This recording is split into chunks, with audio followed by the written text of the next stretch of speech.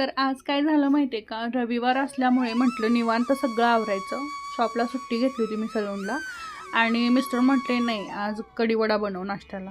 कितीही निवांत बसायचं म्हटलं आवरून किंवा निवांत कामं करायची तर वेळ होतोच. तर या ठिकाणी स्वयंपाक देखील झालेला आहे बघा. नाश्त्याला छान कढीवडा होता आणि तूप मी अशा पद्धतीने कढवते, म्हणजे साई साठवून ठेवते फ्रीझरमध्ये एकदमच. दूध जास्त असतं त्यामुळे आणि नंतर सकाळी काढून ठेवते आणि संध्याकाळी त्याचं तूप करते. तर छान असं तूप निघतं घरचं.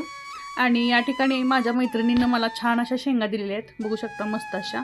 आम्हाला तर ह्या विकतच आणाव्या लागतात, जे गावाकडे असतील त्यांना तर माहीतच असेल. तर कधीही घरच्या गोष्टीचं मोल नसतं.